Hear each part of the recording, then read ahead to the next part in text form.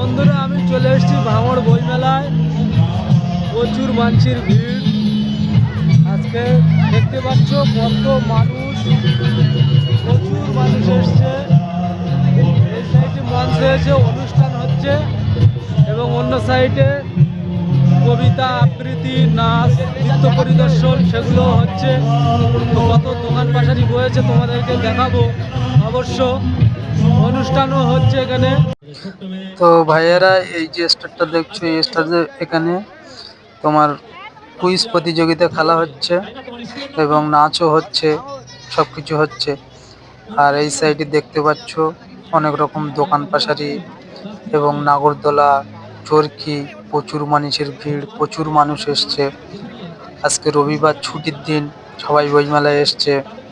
তো ভাঙড়বাসীর জন্য একটা খুবই আনন্দর জায়গা বইমেলা। তো আমিও চলে এসেছি আজকের বন্ধু বান্ধব নিয়ে এই মেলাতে ঘুরতে এসেছি। তো যারা আসুনি এখনো, তাদেরকে অনুরোধ করব, এসে দেখে যাও, খুবই ভালো লাগবে এই মেলাটাকে। তো আমি মেলার এই সাইডে দুটো পার্ট করেছে, এই সাইডে একটা পার্ট, ওই সাইডে আর একটা পার্ট। তো আমি ওই সাইডের পার্টে এখনো যাইনি, এই সাইডে আছি যেখানে কুইজ হচ্ছে, তো সেই সাইডটা আছি। তো আমি আস্তে আস্তে আমি ওই পার্টে যাচ্ছি। তো তোমাদেরকে আমি দেখাবো যে ওই সাইডটা কি আছে। এবং অনেক স্টল বয়েছে, অনেক খাবারের দোকান বয়েছে, এবং তার সাথে সাথে নাগরদোলা, ফুচকা, বিভিন্ন রকম দোকান বসেছে। তো সব মিলিয়ে খুবই ভালো লাগছে। তো আমি এখন এই পিঠ থেকে ওই পিঠে যাব। তো ওই পিঠি সব থেকে মেন এটা বইমেলার, যেটা দেখতে পাচ্ছ যেখানে এই যে বইমেলা বসেছে, বইমেলা। তো বই এখানে এমন কোনো বই নেই, যে এমন কোনো জিনিস মানে বই নেই যে তুমি এখান থেকে পাবে না। এখানে সব বই তুমি সংগ্রহ করতে পারবে। যে বইয়ের প্রয়োজন, তো এই মেলায় আসতে পারো, এসে এখান থেকে বইগুলোকে সংগ্রহ করতে পারো। এই চৌকোনা দোকান দেখতে পাচ্ছ, অলরেডি অনুষ্ঠান চালু হয়ে গেছে। শিল্পী উঠে গান গাচ্ছে।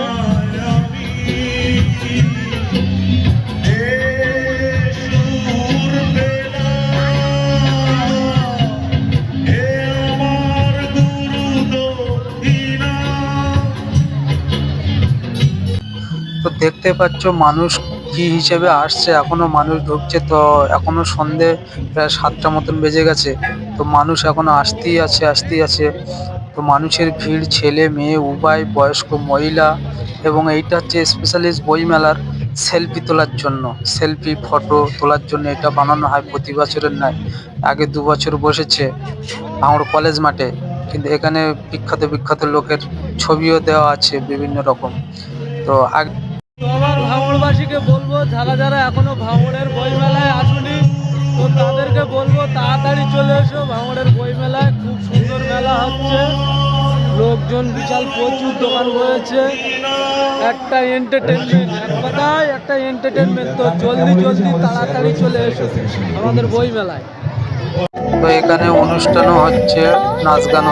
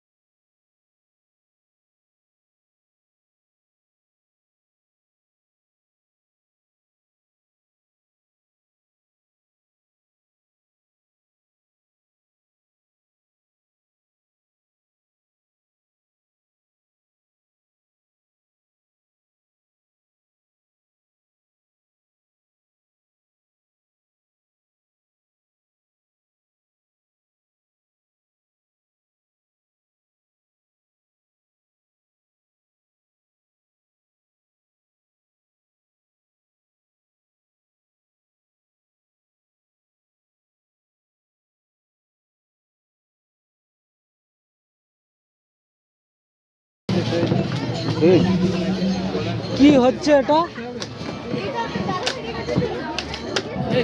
দেখে একটু শুনি। ভাইজান, এটা কি হচ্ছে? এই যে তোমার এটা কি বসিয়েছে?